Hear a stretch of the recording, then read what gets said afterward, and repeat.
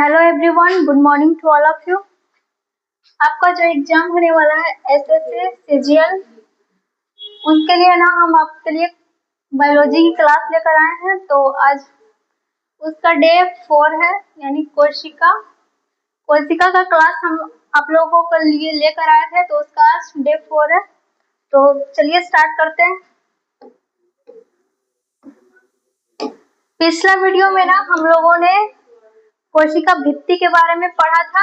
तो अब हम पढ़ेंगे ना कोशिका झिल्ली के बारे में। तो चलिए स्टार्ट करते हैं। कोशिका झिल्ली, तो हमारा आज का हेडिंग होगा कोशिका झिल्ली। कोशिका झिल्ली, या इसी का दूसरा नाम है ना प्लाज्मा झिल्ली। प्लाज्मा झिल्ली, और इसका एक और नाम है प्लाज्मा लेमा। प्लाज्मा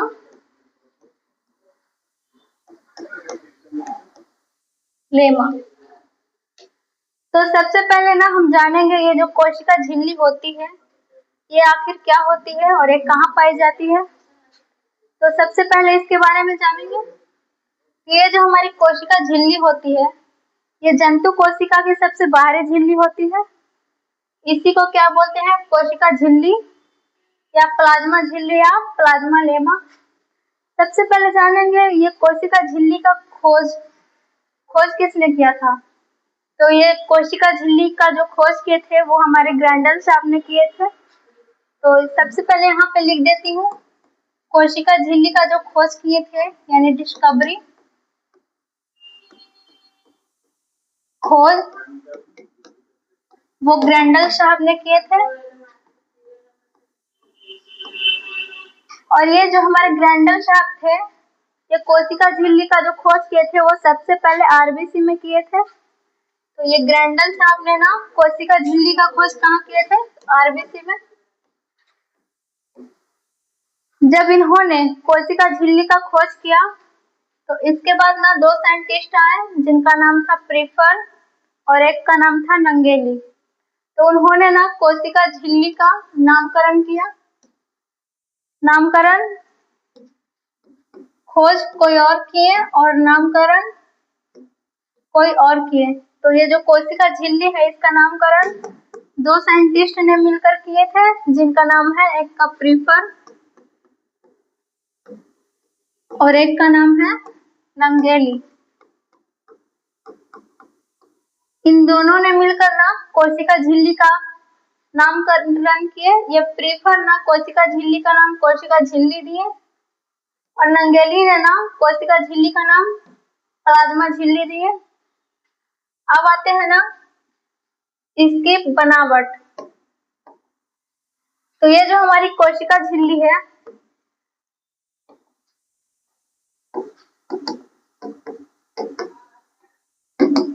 कोशिका झिल्ली किसकी बनी होती है? तो फास्फोलिपिड की। फास्फोलिपिड की। ये जो हमारी कोशिका झिल्ली होती है जंतु कोशिका की सबसे बाहरी आवरण वो बनी होती है किसकी? फास्फोलिपिड की। इसमें जो लिपिड पाया जाता है, लिपिड यानी वसा,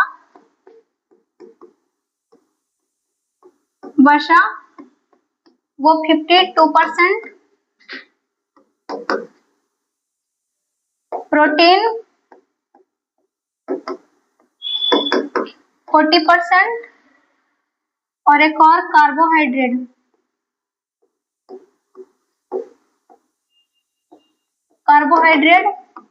8%।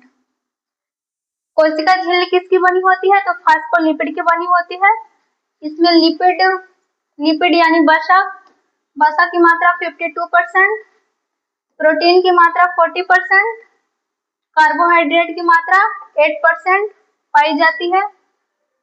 अब नेक्स्ट एक टॉपिक पढ़ना है ना, सैंडविच मॉडल। सैंडविच मॉडल, ये जो कोशिका झिल्ली होती है जंतु कोशिका के सबसे बाहरी आवरण, ये दोहरी झिल्ली होती है। सैंडविच मॉडल में यही पढ़ना है। जो कोशिका झिल्ली होती है वो कैसी होती है?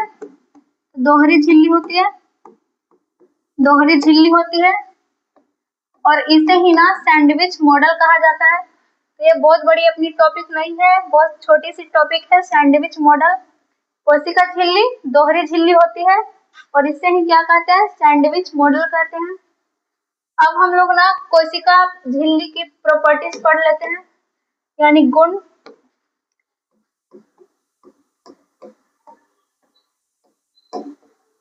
तो इसका सबसे पहला प्रॉपर्टीज हो जाएगा, कोशिका झिल्ली जो होती है वो एकदम पतली और लचीली होती है। कोशिका झिल्ली पतली और लचीली होती है। तो सबसे पहला हमारा जो कोशिका झिल्ली का गुण हो जाएगा वो पतला और लचीला। कोशिका झिल्ली का दूसरा गुण हो जाएगा, ये दोहरी झिल्ली होती है और इसे ना हम लोग सैंडविच मॉडल में पढ़े थे। तो कोशिका झिल्ली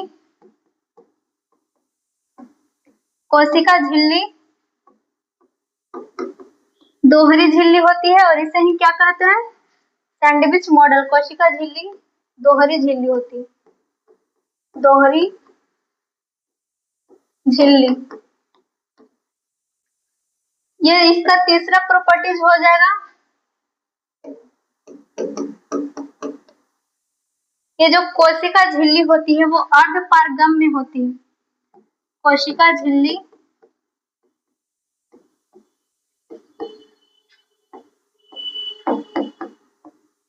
अर्धपारगम्य।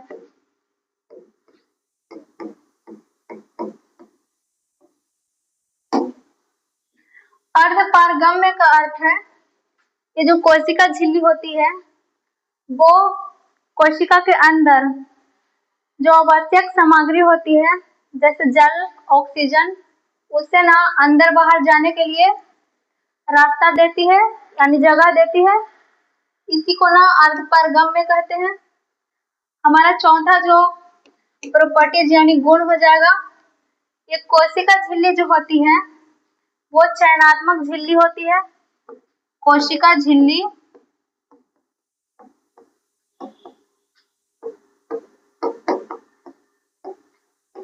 चयनात्मक झिल्ली होती है।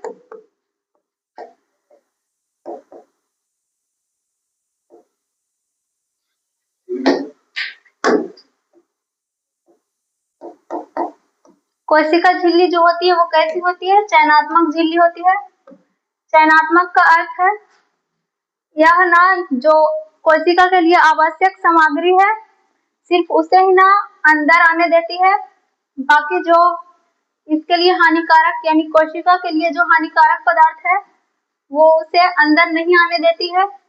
यानी जो इम्पोर्टेंट है यानी जैसे जल, ऑक्सीजन, तो ये उसी को अंदर लाती है, बाकी सब जो इसके लिए हानिकारक पदार्थ है इसे वो बाहर ही छोड़ देती है, यानी अंदर नहीं आने देती है। तो हमारा जो चौथा गुण है वो क्या है? तो कोशिका झिल्ली चयनात्मक झिल्ली होती है।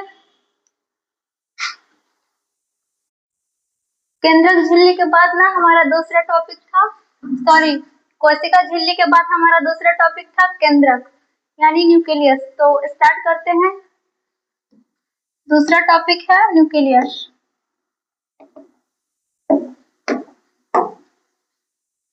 यानी केंद्रक, जिसे इंग्लिश में बोलते हैं न्यूक्लियस।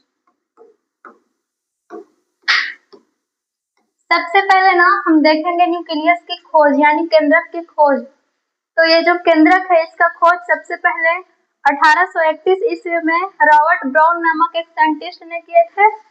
उन्होंने देखा कि सेल के अंदर एक बड़ी गाढ़ी संरचना दिखाई दे रही थी जिसे इन्होंने ना ये केंद्रक नाम दिए, यानी केंद्रक का खोज।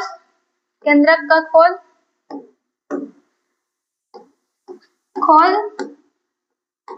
रॉबर्ट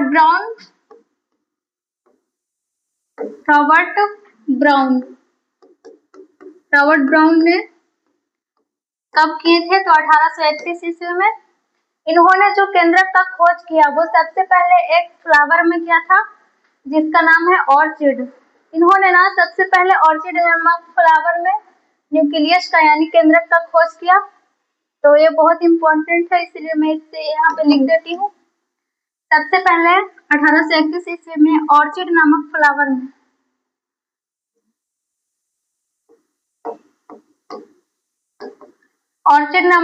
में ना इन्होंने केंद्रक का खोज किया। और इसके बाद एक सेबी नामक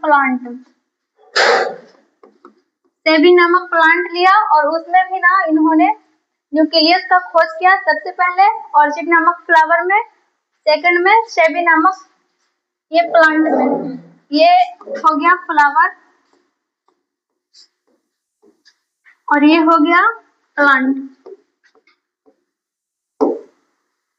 पिछला जो हम आपको टॉपिक पढ़ाए थे उसमें केंद्रक झिल्ली का नामकरण किसी और ने किया था और मतलब उसका खोज किसी और ने, बट इसमें केंद्रक का खोज भी रॉबर्ट ब्राउन ने ही किए थे और इसका नामकरण जो किए थे वो भी रॉबर्ट ब्राउन ने ही किए थे।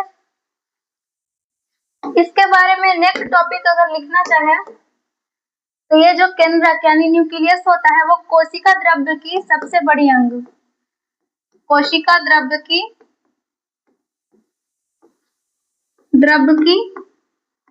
सबसे बड़ी अंग होती है, सबसे बड़ी अंग। ये जो न्यूक्लियस होती है वो हमारी कोशिका द्रव्य की सबसे बड़ी अंग होती है और इसके ना बहुत से पार्ट्स होते हैं। इसके मेनली 4 पार्ट्स होते हैं जो मैं अभी यहाँ पे लिख देती हूँ। इसका पहला पार्ट है केंद्रक झिल्ली,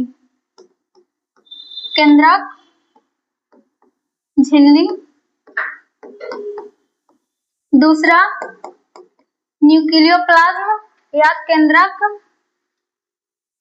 द्रव्य न्यूक्लियोप्लाज्म,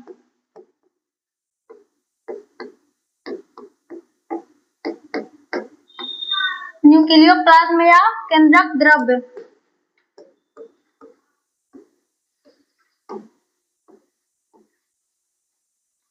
इसका तीसरा जो पार्ट्स होता है वो केंद्रिका और इसका चौथा जो पार्ट्स होता है वो से क्रोमैटिन।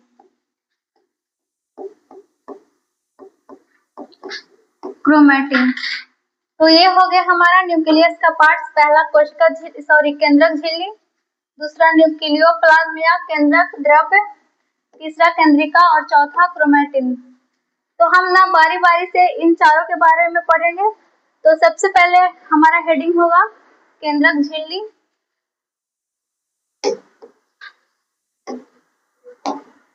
पहला हेडिंग है केंद्रक झिल्ली।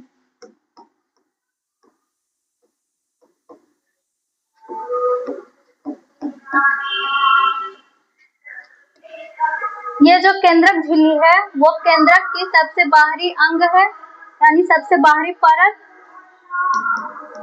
ये केंद्रक की सबसे बाहरी परत, केंद्रक की सबसे बाहरी परत यानी बाहरी झिल्ली। परत को दूसरे भाषा में झिल्ली भी बोला जाता है, बाहरी झिल्ली। केंद्रक झिल्ली जो होती है वो केंद्रक की सबसे बाहरी झिल्ली होती है और ये जो सबसे बाहरी झिल्ली होती है वो दोहरी झिल्ली होती है। तो दूसरा पॉइंट हो जाएगा हमारा दोहरी झिल्ली। केंद्रक झिल्ली कैसी होती है? तो दोहरी झिल्ली होती है। और ये जो केंद्रक झिल्ली ये किसकी बनी होती है? तो लिपोप्रोटीन की बनी होती है, लिपोप्रोटीन। ये बहुत इंपॉर्टेंट है, इसे आप लोग ना याद रखिएगा। इसके बारे में ये 3 पॉइंट बहुत इंपॉर्टेंट है जो मैंने यहाँ पे लिखा है। ये तीनों के तीनों ही ना बहुत इंपॉर्टेंट है। हमारा न्यूक्लियस का दूसरा पार्ट था उसे हम क्या नाम दिए थे? केंद्रक झिल्ली के बाद क्या दिए थे नाम? न्यूक्लियोप्लाज्म। तो दूसरा जो हमारा टॉपिक था, मतलब जो दूसरा पार्ट था केंद्रक का, उसका क्या नाम था? न्यूक्लियोप्लाज्म या केंद्रक द्रव्य। न्यूक्लियोप्लाज्म, न्यूक्लियोप्लाज्म, या इसी को हम क्या बोले थे? केंद्रक द्रव्य। तो ये जो न्यूक्लियोप्लाज्म होता है, ये क्या होता है? तो केंद्रक के अंदर जो द्रव्य भरा होता है उसे ही ना हम क्या कहते हैं? न्यूक्लियोप्लाज्म कहते हैं। तो इसके बारे में अगर मैं लिखना चाहूँ तो केंद्रक के अंदर द्रव्य भाग को, केंद्रक के अंदर जो द्रव्य भरा हुआ रहता है, द्रव्य भाग को क्या कहते हैं? तो न्यूक्लियोप्लाज्म।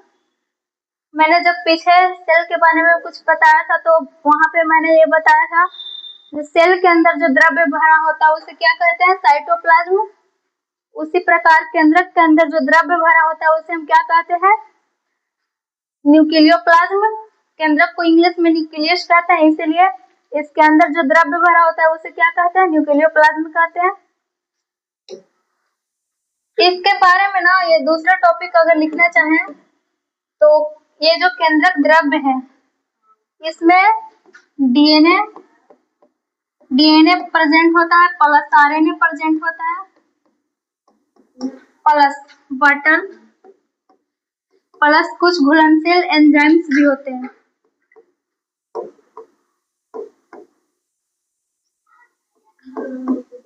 कुछ घुलनशील एंजाइम्स भी ना इसमें प्रेजेंट होते हैं हमारे न्यूक्लियोप्लाज्म में। डीएनए, आरएनए, वाटर, यानी इसका सूत्र जो होता है वो H2O, और कुछ घुलनशील एंजाइम्स। ये एंजाइम्स कैसे होते हैं? तो घुलनशील होते हैं, घुलनशील होते हैं। हमारा जो ये केंद्रक है इसका तीसरा पार्ट है ना केंद्रिका। केंद्रक का तीसरा पार्ट है हमारा केंद्रिका। केंद्रिका, ये जो केंद्रिका है वो कब दिखाई देती है? तो सेल डिवीजन के बाद, जब कोशिका विभाजन होता है यानी सेल डिवीजन होती है उस समय ना हमारी ये जो केंद्रिका है ये नजर आती है। ऐसे जब सेल में आप देखोगे तो ये केंद्रिका नजर नहीं आएगी। जब सेल डिवीजन यानी कोशिका विभाजन होती है उसी टाइम ना ये केंद्रिका आपको दिखाई देगी। तो इसके बारे में मैं अगर एक पॉइंट लिखना चाहूँ तो इसका जो कलर होता है ना वो वॉयलेट यानी बैगनी। इसका कलर कैसा होता है? बैगनी। और इसके बारे में दूसरा एक पॉइंट लिखना चाहूँ तो ये कब दिखाई देता है? तो अभी अभी मैंने बताया था, ये ना सेल डिवीजन के बाद यानी कोशिका विभाजन के बाद दिखाई देता है। ये जो हमारी केंद्रिका है वो कब दिखाई देती है? तो कोशिका विभाजन के बाद। कोशिका विभाजन कोशिका विभाजन के समय ना ये जो हमारी केंद्रिका है वो नजर आती है यानी दिखाई देती है। हमारा ये जो न्यूक्लियस का चौथा पार्ट था वो है हमारा क्रोमैटिन। क्रोमैटिन,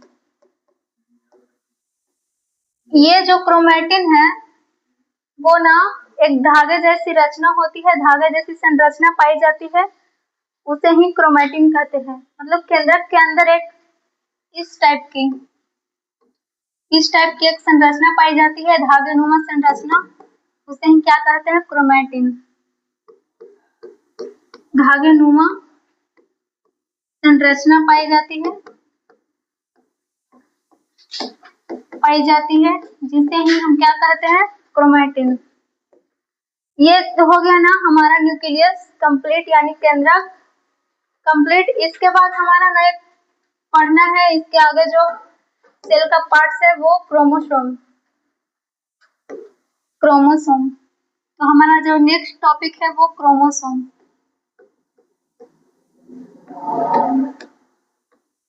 क्रोमोसोम इसे ना हिंदी में गुणसूत्र कहते हैं, गुणसूत्र।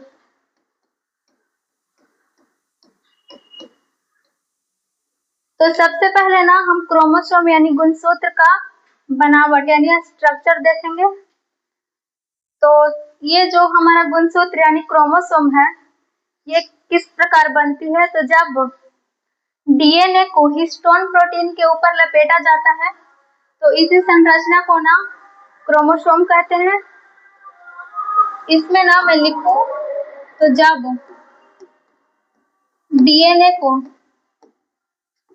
को हिस्टोन प्रोटीन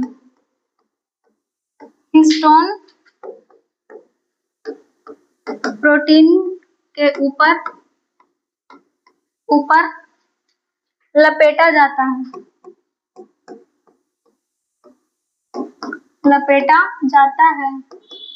तो इसी संरचना को क्या कहते हैं? क्रोमोसोम यानी गुणसूत्र। तो यही संरचना क्या कहलाती है? गुणसूत्र। ये जो गुणसूत्र यानी क्रोमोसोम है, यह इसका एक खासियत है, ये जो गुणसूत्र होती है वो हमेशा ना पेयर में यानी जोड़े में पाई जाती है। तो इसके बारे में जो मैं दूसरा पॉइंट लिखना चाहूँ, तो ये जो हमारी गुणसूत्र है वो हमेशा पेयर में यानी जोड़े में पाई जाएगी। तो हमेशा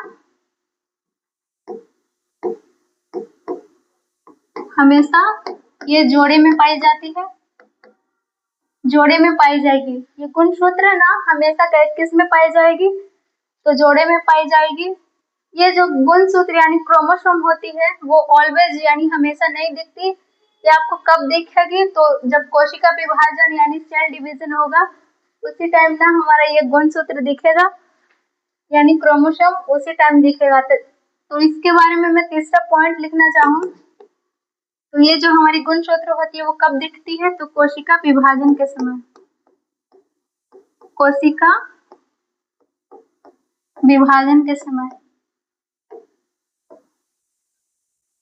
कोशिका विभाजन के समय ही ना क्या देखेंगे? गुणसूत्र। इसके पीछे जो टॉपिक मैंने आपको पढ़ाया था न्यूक्लियस, उसमें भी ना एक केंद्रिका थी, वो भी कब दिख रही थी? जब कोशिका विभाजन यानी सेल डिवीजन हो रही थी उसी टाइम ना केंद्रिका भी दिख रही थी। उसी प्रकार ना एक हमारा क्रोमोसोम है, ये भी कब दिखेगा? जब कोशिका विभाजन होगी यानी सेल डिवीजन होगी, उसी टाइम ना ये हमारा क्रोमोसोम दिखेगा। अगर मैं इसके स्ट्रक्चर बनाऊं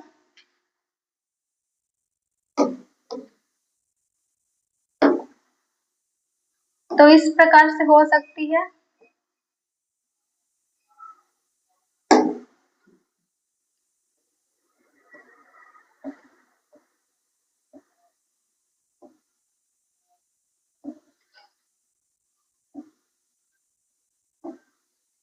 जब डीएनए को हिस्टोन प्रोटीन के ऊपर लपेटा जाता है तो इसी संरचना को ना क्रोमोसोम कहते हैं।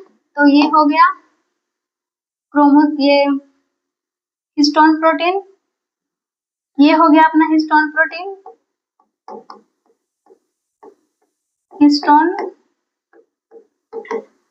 और ये हो गया डीएनए। और ये जो स्ट्रक्चर बनी है ये अपनी है क्रोमोसोम।